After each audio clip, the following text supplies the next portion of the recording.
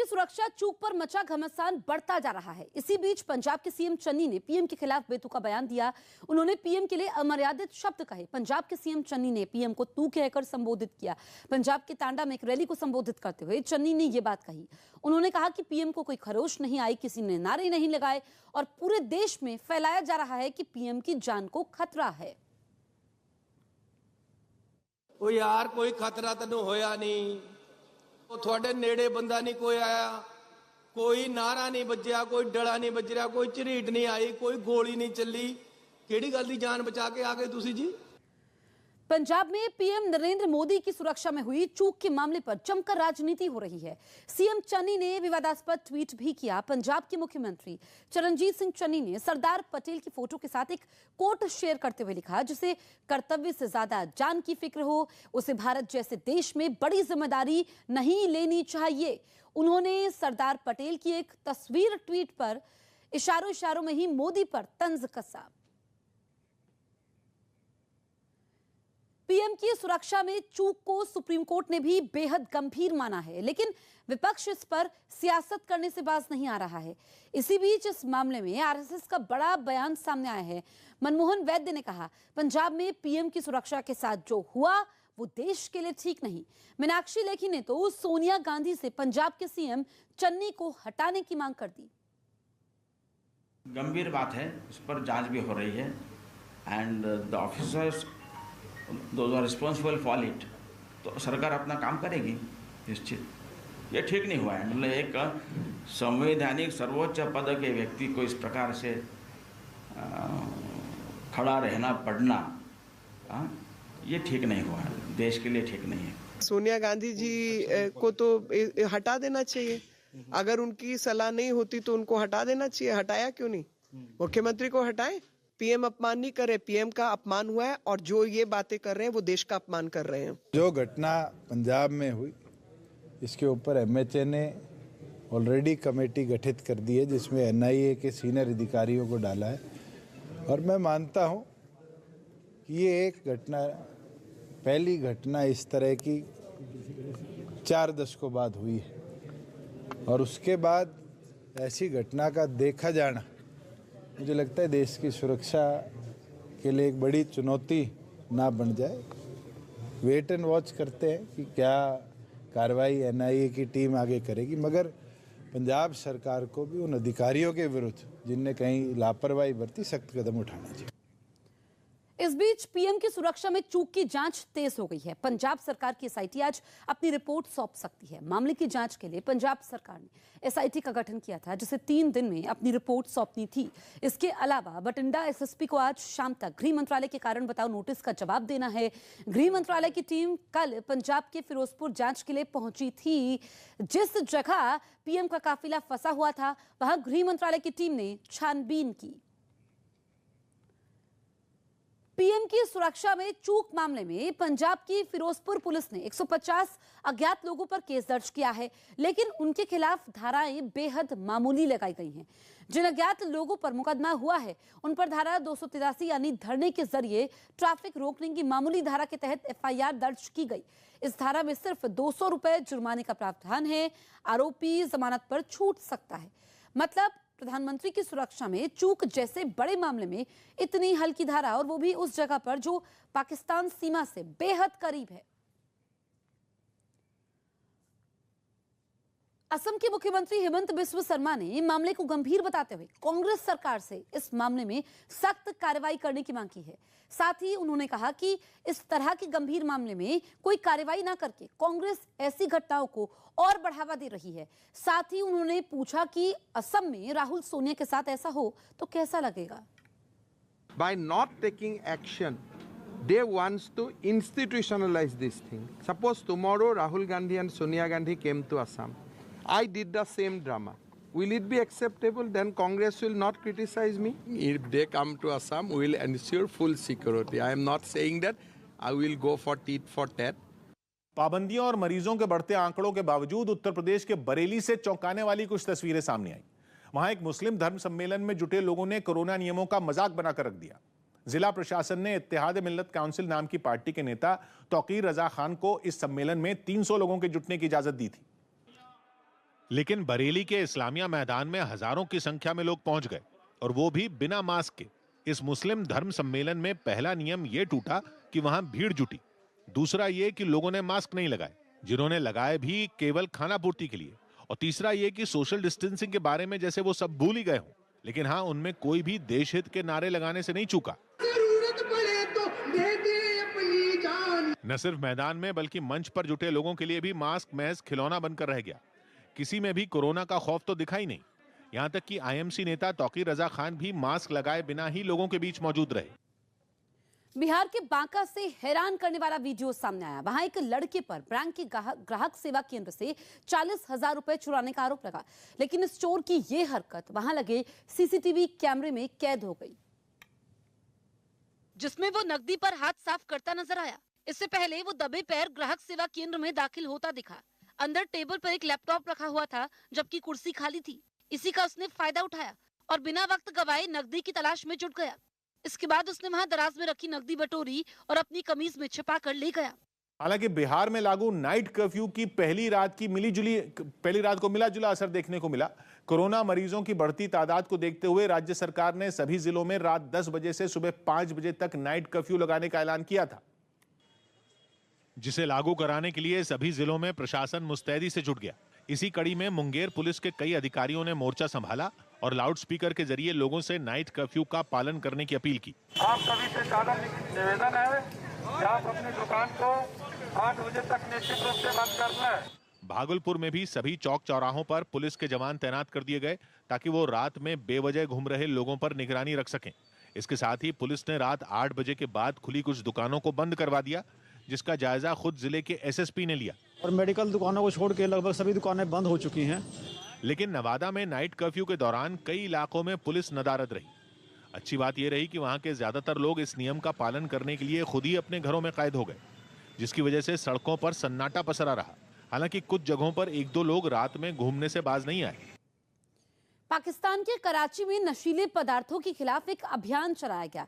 इसके तहत वहां से पिछले साल जब्त की गई करीब 22 टन ड्रग्स की खेप को नष्ट कर दिया गया। इसके अलावा बड़ी मात्रा में अवैध शराब की बोतलों को भी तोड़ा गया। और इस काम को आसान बनाने के लिए एक रोलर की मदद ली गई, जिसने जमीन पर बिछी शराब की बोतलों का पल भर में चूरा बना दिया। इसके बाद नंबर आया वहां डिब्बों में रखे ड्रग्स का, जिन्हें खुदाई करने वाली मशीन की मदद से गड्ढों में दफनाया गया। इससे पहले ड्रग्स की एक बड़ी खेप को आग भी लगाई गई। जांच ने रफ्तार पकड़ी तो दूसरी ओर इस मुद्दे पर बीजेपी ने दिल्ली समेत देश के कई शहरों में प्रदर्शन किए। दिल्ली के रोहताश नगर इलाके में तो पार्टी के कई कार्यकर्ता बैनर और पोस्टर लेकर सड़क पर उतर आए और उन्होंने पंजाब के मुख्यमंत्री चरणजीत सिंह चन्नी के साथ राहुल गांधी और सोनिया गांधी के भी पुतले फूंके। सुरक्षा देनी चाहिए थी, लेकिन उसके साथ खिलवाड़ किया गया। उसको लेकर यहाँ पर इनका गुस्सा यहाँ पर दिखाई दे रहा है। इसके अलावा राजघाट पर दिल्ली बीजेपी के कई नेताओं और सांसदों ने मौन रहकर धरना दिया। इस दौरान सभी नेता कोरोना के खतरे का ख्याल रखते हुए एक दूसरे से दूरी बनाकर बैठे। वहीं प्रदेश बीजेपी अध्यक्ष आदेश गुप्ता ने पीएम की सुरक्षा के साथ हुए खिलवाड़ पर कांग्रेस को निशाने पर लिया। कांग्रेस ने पहले भी प्रधान मोदी जी के साथ कई षड्यंत्र रचे हैं। इसी तरह की तस्वीर संसद भवन की गांधी प्रतिमा के सामने भी नजर आई, जहां बीजेपी के कई सांसदों ने मौन रहकर धरना दिया। बीजेपी की तरफ से जारी इस वीडियो में दिखा कि सांसदों ने हाथों में तख्तियां लेकर पंजाब सरकार और कांग्रेस का विरोध किया। इस बीच बीजेपी अल्पसंख्यक मोर्चा के कई कार्यकर्ता दिल्ली की हजरत निजामुद्दीन दरगाह पहुंचे और प्रधानमंत्री की लंबी आयु की दुआ मांगी। इसी तरह मुंबई की हाजी अली दरगाह पर केंद्रीय अल्पसंख्यक मंत्री मुख्तार अब्बास नकवी पहुंचे और उन्होंने पीएम की लंबी उम्र की दुआ मांगते हुए चादर चढ़ाई। अमेरिका में वॉशिंगटन राज्य के सिएटल शहर में आई बाढ़ ने लोगों की मुश्किलें बढ़ा दी। बाढ़ की वजह से वहां के ज्यादातर इलाके पानी में डूबे दिखे। सड़कों पर पानी भरने की वजह से गाड़ियां आधी डूबी नजर आई। वहां मैदान भी इस सैलाब की भेंट चढ़ गए। लोगों ने अपने मकानों के बाहर रेत से भरे बैग रख दिए ताकि बाढ़ का पानी उनके घरों के अंदर ना घुस पाए, जबकि एहतियात के तौर पर कुछ इमारतों को प्रशासन ने खाली भी करवा दिया। इसके अलावा वहां कई जगहों पर जमीन खिसकने की खबरें आई। वहां एक छोटा ट्रक पानी से भरी सड़क पर चलता दिखा, लेकिन आगे की सड़क पूरी तरह डूबी देखकर उसने लौटने में ही अपनी भलाई समझी। प्रधानमंत्री की सुरक्षा में हुई चूक पर बीजेपी और कांग्रेस में चल रही जबानी जंग के बीच कांग्रेस के सीनियर नेता मनीष तिवारी ने यह कहकर एक नई बहस छेड़ दी कि प्रधानमंत्री का काफिला पाकिस्तान की फायरिंग रेंज में था। यह बयान उन्होंने तब दिया जब पंजाब में उन्हीं की पार्टी की सरकार है और उनके अपने सीएम यह कह चुके हैं कि प्रधानमंत्री की सुरक्षा से खिलवाड़ नहीं हुआ। जबकि मनीष तिवारी कह रहे हैं कि फिरोजपुर मोगा नेशनल हाईवे, मतलब कि वो जगह जहां प्रधानमंत्री की गाड़ी 20 मिनट तक खड़ी रही, वो भारत की सरहद से केवल 10 किलोमीटर दूर है और वहां प्रधानमंत्री का फंसना खतरे से खाली नहीं था। यही नहीं, उनका तो यह तक कहना है कि वो 20 मिनट जब तक पीएम उस फ्लाईओवर पर खड़े रहे वो पाकिस्तान की फायरिंग रेंज में थे। मतलब उन 20 मिनटों में कुछ भी हो सकता था, क्योंकि भारत पाकिस्तान की सीमा पर तैनात पाकिस्तान की तोपों की रेंज 35-36 किलोमीटर से ज्यादा है और प्रधानमंत्री और उन तोपों के बीच की दूरी उससे काफी कम थी। ऐसे में अगर थोड़ी सी भी चूक होती और पीएम यू टर्न लेकर नहीं लौटते तो अनहोनी भी हो सकती थी। यह बात खुद मनीष तिवारी कह रहे हैं, क्योंकि बॉर्डर पर बसे जिले फिरोजपुर और उसके आसपास के इलाकों को बहुत संवेदनशील माना जाता है और वहां अक्सर टिफिन बम और विस्फोटक मिलते रहते हैं। खबर है कि प्रधानमंत्री की फिरोजपुर की रैली का ऐलान 1.5 हफ्ते पहले ही हो चुका था। मतलब यह कि पंजाब पुलिस के पास सुरक्षा के इंतजाम करने का काफी समय था, लेकिन वो इंतजाम कम से कम उस फ्लाईओवर पर नजर नहीं आए जहां प्रधानमंत्री का काफिला रुक गया था। और यह सब तब हुआ जब बॉर्डर पर बसे जिले फिरोजपुर और उसके आसपास के इलाकों में आए दिन टिफिन बम और विस्फोटक मिलते रहते हैं। फिरोजपुर के पास के इलाके जलालाबाद में तो पिछले साल सितंबर महीने में एक धमाका हुआ था, जिसकी जांच के बाद एनआईए ने टिफिन बम सप्लाई करने के एक आरोपी को गिरफ्तार किया था, जिसका नाम गुरमुख सिंह है और यह शख्स फिरोजपुर के पास के जिले मोगा के रोडे गांव का रहने वाला है। और प्रधानमंत्री का काफिला जहां फंसा था वो जगह थी फिरोजपुर मोगा हाईवे। यही नहीं, खालिस्तान समर्थक लखबीर सिंह रोडे भी इसी इलाके का है। कहा जा रहा है कि लखबीर सिंह ने इस समय पाकिस्तान में शरण ली हुई है और पता चला है कि एनआईए की जांच में गुरमुख सिंह ने माना था कि कुछ टिफिन बम की डिलीवरी फिरोजपुर में भी हुई थी, जो लखबीर सिंह के कहने पर की गई थी। मतलब यह कि प्रधानमंत्री 20 मिनट तक एक ऐसी जगह पर फंसे रहे जो पाकिस्तान की फायरिंग रेंज में ही नहीं थी, बल्कि वहां के आसपास के इलाकों में आतंकी हमलों का भी खतरा था। और यही वजह है कि बार बार इस बात पर चिंता जताई जा रही है कि बॉर्डर के इतने नजदीक देश के प्रधानमंत्री की सुरक्षा ताक पर क्यों रखी गई। आखिर क्यों प्रदर्शनकारियों को वहां से नहीं हटाया जा सकता था, जबकि यह बात सबको मालूम है कि बॉर्डर के राज्य पंजाब का फिरोजपुर जिला हाईली सेंसिटिव माना जाता है। यहां तक कि वहां का हुसैनीवाला शहीद स्मारक, जहां प्रधानमंत्री का कार्यक्रम होना था, वो तो पाकिस्तान की सीमा से बिल्कुल नजदीक है और पाकिस्तान के गंडावाला गांव से हुसैनीवाला की दूरी केवल 1 किलोमीटर है। पिछले साल दिवाली से पहले हुसैनीवाला के पास के गांव अलीके से पुलिस ने टिफिन बम बरामद किया था और 3 लोगों को गिरफ्तार भी किया था। यही नहीं, पास के ही एक और गांव से हैंड ग्रेनेड भी मिला था। पिछले साल 15 सितंबर के बाद से फिरोजपुर और आसपास के इलाकों में 4 टिफिन बम मिल चुके हैं। मतलब यह कि न सिर्फ जिस रास्ते से प्रधानमंत्री फिरोजपुर पहुंचने वाले थे, बल्कि उनके कार्यक्रम वाली जगह भी बेहद संवेदनशील थी। उनकी सुरक्षा के लिए हर कदम फूंक फूंक कर रखना था। मुख्तार अब्बास नकवी ने पीएम की सलामती के लिए दुआ मांगी। केंद्रीय मंत्री मुख्तार अब्बास नकवी ने मुंबई की हाजी अली दरगाह पर चादर चढ़ाई और प्रधानमंत्री मोदी की लंबी उम्र के लिए दुआ भी मांगी। प्रधानमंत्री नरेंद्र मोदी जी की सेहत और सलामती और लंबी उम्र के लिए हाजी अली दरगाह में हाजिरी दी। स्पोर्ट्स अथॉरिटी ऑफ इंडिया के बेंगलुरु सेंटर में भी 15 एथलीटों की कोरोना रिपोर्ट पॉजिटिव आई। यूपी के मुख्यमंत्री योगी आदित्यनाथ ने अयोध्या में कुछ अधिकारियों के साथ एक बैठक की, जिसमें ओमिक्रॉन संकट से निपटने की तैयारियों पर चर्चा की गई। दिल्ली के बेगमपुर इलाके में एक मकान ढह गया। इस हादसे में 2 लोगों की मौत हो गई, जबकि 2 लोग घायल हो गए। जम्मू कश्मीर के कई इलाकों में जबरदस्त बर्फबारी हो रही है। सोनमर्ग में अद्भुत नजारा देखने को मिल रहा है। ताजा बर्फबारी के बाद यहां चारों तरफ सिर्फ और सिर्फ बर्फ ही बर्फ है। सड़कें, मकान और पेड़ पौधे बर्फ के आगोश में लिपट गए हैं। मौसम विभाग ने आज के लिए भारी से भारी बारिश और बर्फबारी की चेतावनी जारी कर दी है। कजाकिस्तान में गृह युद्ध के हालात अब तक बेकाबू हैं, इसलिए वहां के राष्ट्रपति ने फौज को आदेश दिया है कि हिंसा करने वाली भीड़ को बिना चेतावनी दिए ही गोली चला दी जाए और हंगामा करने वालों को आतंकवादी तक बता दिया। वहां की सड़कों पर हिंसा और आगजनी की तस्वीरें आम हैं। पिछले 4 दिन से भीड़ पुलिस वालों को निशाना बना रही है। शील्ड और पूरे सुरक्षा उपकरणों के होने के बावजूद पुलिसकर्मी भीड़ से बचकर दौड़ते दिखे। कई जगहों पर तो सरकारी इमारतों पर भी उपद्रव करने वालों का कब्जा हो चुका है। पिछले 2 दिन से कजाकिस्तान में इमरजेंसी लागू है, लेकिन हालात काबू में नहीं आए। रूस की सेनाएं भी शांति कायम करने के लिए भेजी जा चुकी हैं। कजाकिस्तान की सरकार के आंकड़ों के मुताबिक अब तक 44 लोगों की मौत हुई है, जिनमें 18 वहां की पुलिस और सेना के लोग हैं। जबकि भीड़ में शामिल 26 लोगों की मौत इस गृह युद्ध में हो चुकी है। ये पूरी लड़ाई एलपीजी की कीमतों में बढ़ोतरी होने के बाद शुरू हुई थी, जिसका विरोध करने के लिए लोग सड़कों पर उतर आए और वहां की सरकार के खिलाफ प्रदर्शन शुरू कर दिए। जब प्रदर्शन का असर नहीं हुआ तो हिंसा भड़क उठी और ऐसी हिंसा भड़की कि सरकार ही पलट गई। कजाकिस्तान के प्रधानमंत्री समेत पूरे मंत्रिमंडल से इस्तीफे ले लिए गए। इसके अलावा आंदोलनकारियों की एलपीजी की कीमतों से जुड़ी मांगे भी मान ली गईं। लेकिन जैसे मांगे मानी जाने के बाद भी आंदोलन तेज होता चला गया। लोग कोरोना महामारी में अर्थव्यवस्था की बदहाली पर भी सरकार से जवाब मांगने लगे और आरोप लगाया गया कि सरकार ने लोगों की मदद के लिए कोई काम नहीं किया। 2019 तक कजाकिस्तान के राष्ट्रपति रहे नजरबायेव अब तक सुरक्षा परिषद के अध्यक्ष थे और लोगों ने उनका भी इस्तीफा मांग लिया। आंदोलनकारियों की इस मांग को भी मानते हुए मौजूदा राष्ट्रपति ने नजरबायेव का इस्तीफा ले लिया। फिर नजरबायेव के परिवार के कुछ लोगों पर कार्रवाई की मांग उठी जो वहां की सरकार में अहम पदों पर हैं। मतलब यह कि मांगे बढ़ती गईं, आंदोलन भड़कता गया। इसलिए अब सरकार ने हिंसा करने वालों को आतंकी बताकर सख्ती शुरू कर दी और यह ऐलान कर दिया कि उनके साथ अब कोई बातचीत नहीं की जाएगी। जम्मू कश्मीर में बनिहाल के पास जम्मू श्रीनगर हाईवे पर भारी बर्फबारी के बीच एक ट्रक फंस गया। ट्रक में ड्राइवर समेत 2 लोग सवार थे। खबर मिलते ही बीआरओ के कुछ जवान उनकी मदद के लिए निकल पड़े। इसके बाद बर्फबारी के बीच रेस्क्यू ऑपरेशन चलाया गया, क्योंकि सड़क पर गिरकर ठोस हो चुकी बर्फ में ट्रक के पहिए धंस चुके थे। इसके बाद एक खुदाई करने वाली मशीन से ट्रक को धकेलने की कोशिश की गई, लेकिन बात नहीं बनी। इस बीच लगातार होती बर्फबारी भी उनकी मुसीबत बढ़ाती रही।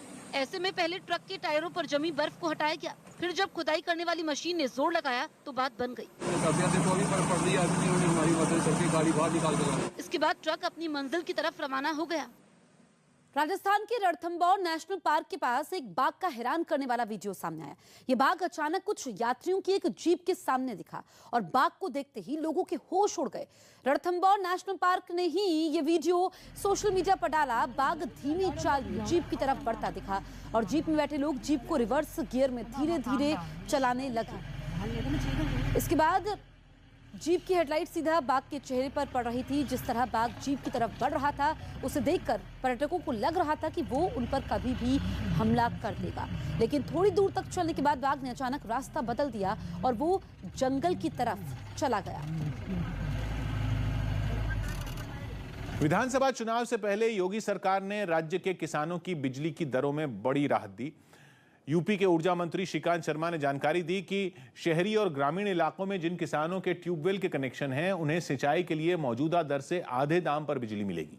नई दरों के तहत शहरी इलाकों में किसानों की बिजली की दरें 6 रुपए प्रति यूनिट से घटाकर 3 रुपए प्रति यूनिट की गई और ट्यूबवेल के इस्तेमाल पर बिजली का फिक्स चार्ज भी 170 रुपए प्रति हॉर्स पावर से घटाकर 85 रुपए प्रति हॉर्स पावर कर दिया गया। इसी तरह गांवों में इलाकों में ट्यूबवेल का इस्तेमाल करने वाले किसानों की बिजली दर 2 रुपए प्रति यूनिट से घटाकर 1 रुपए प्रति यूनिट कर दी गई। यानी यूपी में अब सिंचाई के लिए किसानों को मौजूदा दर से आधे दाम पर बिजली मिलेगी। उत्तराखंड में कोरोना के केस बढ़ने की वजह से नई गाइडलाइंस जारी कर दी गई हैं, जिसके तहत 16 जनवरी तक किसी भी राजनीतिक रैली पर पूरी तरीके से रोक लगा दी गई है। इसके अलावा स्विमिंग पूल और वाटर पार्क भी 16 जनवरी तक बंद रहेंगे। हालांकि सिनेमा हॉल, सैलून और ऑडिटोरियम 50% क्षमता के साथ खुलेंगे।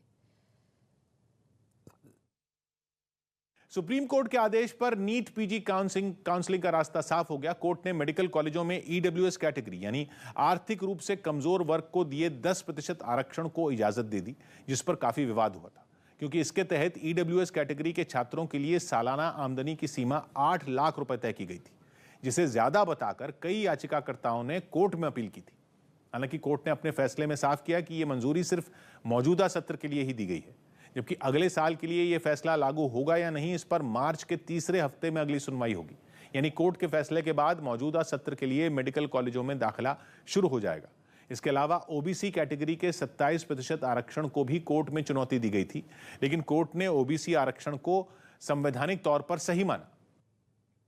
छत्तीसगढ़ के सरगुजा में पुलिस कार्रवाई न होने से खफा हिंदुओं ने एक समुदाय विशेष के लोगों से कोई लेन देन न करने की कसम खाई, जिसका वीडियो सोशल मीडिया पर वायरल हो रहा है। इस वीडियो में सैकड़ों हिंदू एक समुदाय के लोगों से व्यापारिक रिश्ते खत्म करने की कसम खाते दिखे।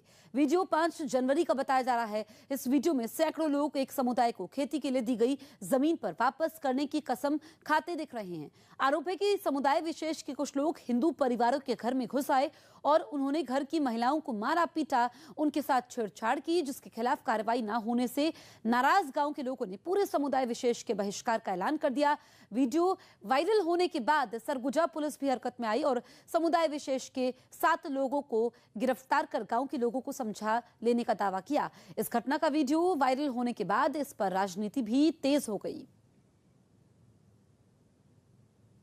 कुंदी कला जो गांव में एक आपसी वाद विवाद हुआ था, उसमें सबसे पहले कुंदी कला के गांव के लोग जो थे लुंड्रा थाने में अपनी कंप्लेंट दर्ज करने आए थे। हमने पुलिस ने जो है तुरंत मामला दर्ज कर दिया था और जो दोषी लोग थे उनको कार्रवाई किया था, उनको गिरफ्तार कर दिया था। उसके बाद में जो अन्य लोग जो है जो इस मामले में शामिल थे, 7 लोग जो थे, उनको पहचान परेड की कार्रवाई करने के लिए हमने उनको हिरासत में लिया है और उनको आइडेंटिफिकेशन करके जो वाद विवाद में और मार पिटाई में शामिल थे उनको आइडेंटिफाई करके हम फिर से गिरफ्तार करके उनको जेल में भेज देंगे। गुजरात के कच्छ से हैरान करने वाली कुछ तस्वीरें सामने आई। वहां भुज रेलवे स्टेशन रोड पर एक गड्ढे की वजह से कई लोगों की जान आफत में पड़ गई। बताया गया कि वहां एक दिन पहले भी 4 लोगों की जान पर बनाई थी। क्योंकि कोई उस गड्ढे में गिर गया तो कोई गिरते गिरते बचा। सड़क पर बना ये गड्ढा तो लोगों के लिए जानलेवा साबित हुआ ही, साथ ही वहां भर रहे सीवर के पानी ने भी आने जाने वालों की परेशानी दुगनी कर दी। हालांकि वहां पर बैरिकेडिंग की गई, लेकिन लोग भी कहां माने। कोई मोटरसाइकिल से आगे बढ़ा तो सड़क पर पानी भरा होने की वजह से उसे गड्ढे का अंदाजा नहीं लगा और वो गिर पड़ा। कुछ ऐसा ही हश्र एक साइकिल सवार का भी हुआ। एक शख्स का तो ठेला ही उस गड्ढे में जाते ही गंदे पानी में गिर गया। पैदल सड़क पार करने की कोशिश भी इस गड्ढे और गंदे पानी ने नाकाम कर दी। कुछ ही घंटों में इतनी घटनाएं होने के बाद वहां एक गार्ड बैठा दिया गया, जिसका काम उस रास्ते की चौकसी करना रहा ताकि वहां से कोई आए जाए ना। पीएम ने कोलकाता में नेशनल कैंसर इंस्टीट्यूट के एक और कैंपस का उद्घाटन किया। प्रधानमंत्री मोदी ने कोलकाता में चित्तरंजन नेशनल कैंसर इंस्टीट्यूट के दूसरे परिसर का ऑनलाइन उद्घाटन किया। इस दूसरे परिसर को 530 करोड़ रुपए की लागत से तैयार किया गया है। विशेष रूप से उन गरीब, उन मध्यम वर्ग परिवारों को बहुत राहत मिलेगी। पटना में जेडीयू दफ्तर के 13 लोगों की कोरोना रिपोर्ट पॉजिटिव आई, जिसके बाद वहां किसी के भी आने जाने पर रोक लगा दी गई। इसके साथ ही मकर संक्रांति पर होने वाले सभी कार्यक्रमों को भी रद्द कर दिया गया।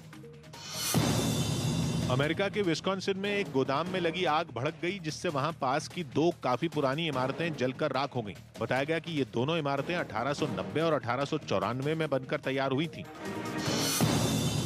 सर्बिया के टेनिस खिलाड़ी नोवाक जोकोविच के समर्थन में कुछ लोगों ने ऑस्ट्रेलिया के मेलबर्न के एक होटल के बाहर प्रदर्शन किया। जोकोविच को इसी होटल में क्वारंटीन किया गया है। जोकोविच वहां ऑस्ट्रेलियन ओपन में हिस्सा लेने पहुंचे थे, लेकिन क्योंकि 2 दिन पहले कोरोना नियम पूरा न करने पर उनका वीजा एयरपोर्ट पर ही रद्द कर दिया गया था। इसके बाद जोकोविच ने वहां की अदालत में याचिका दायर करते हुए अपना वीजा रद्द करने का विरोध किया। नियम है कि ऑस्ट्रेलिया के मेलबर्न में आने वाले को ये बताना होता है कि उसने कोरोना वैक्सीन लगवाई है या नहीं, लेकिन यही बात पहले जोकोविच नहीं बताना चाहते थे। अब इस पूरे मामले की सुनवाई सोमवार को होगी।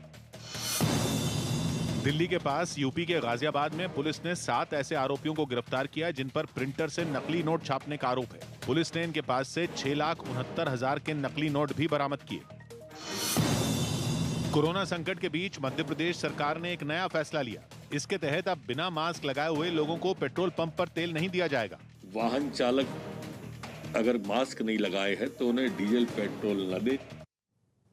राजधानी दिल्ली में कोरोना की रफ्तार बेलगाम होती जा रही है। कोरोना की बढ़ती रफ्तार को रोकने के लिए दिल्ली में आज से वीकेंड कर्फ्यू लगा दिया गया है। यह कर्फ्यू शुक्रवार रात 10 बजे से शुरू होकर सोमवार सुबह 5 बजे तक रहेगा। इस बीच लोगों को बिना वजह घर से बाहर निकलने की इजाजत नहीं होगी। शुक्रवार को दिल्ली में कोरोना के 17,000 से ज्यादा नए मामले आए। पॉजिटिविटी रेट भी बढ़कर 17% के पार पहुंच गया है। दिल्ली में पहले से ही रात 10 बजे से सुबह 5 बजे तक नाइट कर्फ्यू लागू है, लेकिन नाइट कर्फ्यू से ज्यादा असर नहीं दिख रहा है। संक्रमण लगातार तेजी से बढ़ रहा है, इसलिए वीकेंड कर्फ्यू लगाने का फैसला किया गया। वीकेंड कर्फ्यू के समय लोगों को बिना वजह घरों से निकलने की अनुमति नहीं होगी। सिर्फ जरूरी सेवाओं से जुड़े लोग ही आ जा सकेंगे। इसके अलावा अगर कोई मेडिकल इमरजेंसी है या कोई और इमरजेंसी है तो वैलिड आईडी कार्ड के साथ बाहर निकल सकते हैं। दिल्ली बीजेपी प्रवक्ता प्रवीण शंकर कपूर ने दिल्ली सरकार के आंकड़ों पर सवाल उठाए हैं। दिल्ली सरकार ने गुरुवार को कोरोना का आंकड़े जारी किए, जिस पर बीजेपी प्रवक्ता प्रवीण शंकर ने ट्वीट कर दिल्ली के स्वास्थ्य मंत्री से सवाल करते हुए कहा, दिल्ली सरकार के हेल्थ बुलेटिन के अनुसार दिल्ली में आज कुल 39,873 कोविड केस हैं। हेल्थ बुलेटिन के अनुसार 22,615 मरीज घर या अस्पताल में उपचार करवा रहे हैं, पर सरकार को पता नहीं शेष 17,258 कहां लापता हैं। इसके साथ ही उन्होंने दिल्ली के स्वास्थ्य मंत्री सत्येंद्र राय से पूछा कि कैसा पेशेंट मैनेजमेंट है ये। सीएम चन्नी की जम्मू में होने वाली रैली रद्द हो गई। पंजाब के मुख्यमंत्री चरणजीत सिंह चन्नी की रविवार को जम्मू में होने वाली रैली रद्द कर दी गई। माना जा रहा है कि कांग्रेस ने पीएम सुरक्षा मामले के बाद यह फैसला लिया क्योंकि उसे आशंका है कि इसी वजह से चरणजीत सिंह चन्नी की रैली का बीजेपी विरोध कर सकती है। सरकार ने मौजूदा वित्त वर्ष में जीडीपी बढ़त दर 9.2% रहने का अनुमान जताया। पंजाब के मोगा में पुलिस ने ग्रेनेड और पिस्तौल के साथ 3 बदमाशों को गिरफ्तार करने का दावा किया। पुलिस के मुताबिक ये तीनों आरोपी किसी धार्मिक स्थान को निशाना बनाने की फिराक में थे। दहशत का माहौल पैदा करने ਲਈ धार्मिक स्थानां ते इन्हां दा यूज करने ਲਈ इन्हां नूं ਜਿਹੜਾ है मोटिवेट करें। पंजाब के अमृतसर एयरपोर्ट पर इटली के रोम से आए 285 यात्रियों में फिर 173 कोरोना पॉजिटिव पाए गए। एक दिन पहले भी इटली से आने वाले 125 यात्रियों की कोरोना रिपोर्ट पॉजिटिव आई थी। आंध्र प्रदेश सरकार ने सरकारी कर्मचारियों की रिटायरमेंट उम्र 60 से बढ़ाकर 62 कर दी। साथ ही इसी महीने से उनके वेतन में भी बढ़ोतरी करने का फैसला लिया। ओडिशा में कोरोना खतरे की वजह से सभी कॉलेजों और दूसरे शिक्षण संस्थानों को फिलहाल बंद कर दिया गया। आरजेडी और जेडीयू पहले भी एक साथ मिलकर सरकार बना चुके हैं, लेकिन उस गठबंधन का जो हश्र हुआ वो किसी से छिपा नहीं है। लेकिन अब ऐसा लग रहा है कि जातीय जनगणना का मुद्दा फिर से दोनों पार्टियों के बीच दोस्ती की वजह बन सकता है और दो विरोधी साथ आ सकते हैं। आरजेडी ने तो इसके संकेत भी दे दिए और जेडीयू की ओर दोस्ती का हाथ बढ़ा दिया। आरजेडी के प्रदेश अध्यक्ष ने जातीय जनगणना के मुद्दे पर जेडीयू को ऑफर दिया और जेडीयू को प्रस्ताव दिया कि अगर इस मुद्दे पर बीजेपी ने जेडीयू का साथ नहीं दिया तो नीतीश कुमार चिंता ना करें, क्योंकि अगर बीजेपी ने उनका साथ छोड़ा तो जातीय जनगणना के लिए आरजेडी उनका साथ देगी और नीतीश कुमार की सरकार नहीं गिरने देगी। आरजेडी ने हाथ बढ़ाया तो जेडीयू ने भी दबी जुबान से ही शुक्रिया कहा। मतलब जातीय जनगणना के मुद्दे पर बिहार में बीजेपी अलग थलग पड़ती दिख रही है और आरजेडी और जेडीयू के साथ आने की अटकलें लग रही हैं। खबर तो यह भी है कि दोनों पार्टियों के बीच कुछ खिचड़ी पक रही है, जिसके बारे में मकर संक्रांति के बाद पता चल सकता है। बिहार में जातीय जनगणना पर एनडीए में घमासान की खबर है और अटकलें लग रही हैं कि इससे बिहार की सरकार में संकट आ सकता है।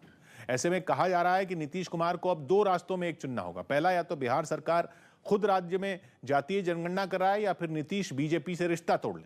हालांकि नीतीश कुमार ने दिल्ली में यह साफ कर दिया था कि अभी वो इस बारे में सभी पार्टियों से बात कर रहे हैं और जरूरत पड़ने पर बिहार सरकार खुद जातीय जनगणना करा सकती है।